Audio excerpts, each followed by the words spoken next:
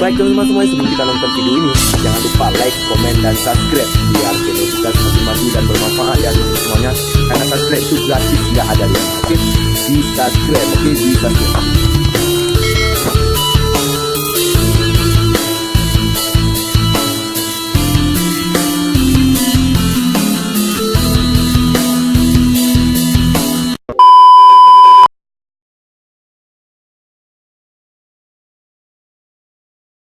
Tajauh pasir yuk mealun di simpang Nibon bangunan raya bukan hanku tem sayang hacu de bang payung kena syarat pun merumah tangga. Syarat pertama ginolon pepon meturi langsung di lengan poma tayang baayah sayang wali nana karung Ukecut banglon siap netekan.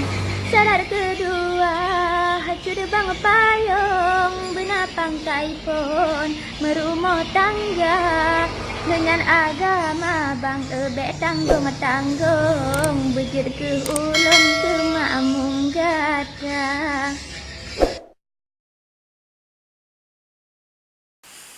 Alhamdulillah, lun puja rapun senang hati lun lebih terasa adik Fitria si bungong lamun gatayo calon ba urang Tuhan.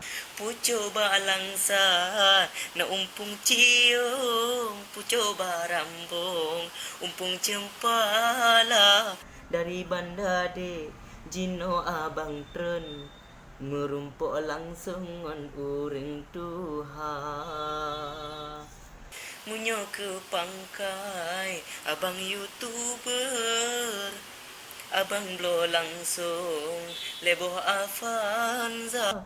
Ngon izin Allah hai cut ade elon nyansikan betong adeh nan gada. Belum ibadah hai adik payung dan tanggung-tanggung dalam agama. Danyo dua Nabi berukun lun tuntun gada dalam agama. Munyona salah lun balah pantun lun laki maafun bakdum syedara karena yang betul dari Tuhan pun yang salah balun lelaki maaf. Assalamualaikum warahmatullahi wabarakatuh. Oke, assalamualaikum warahmatullahi wabarakatuh teman-teman. Itulah tadi video balasan pantun dari saya. Jangan lupa like, komen, dan subscribe. Oke, see you and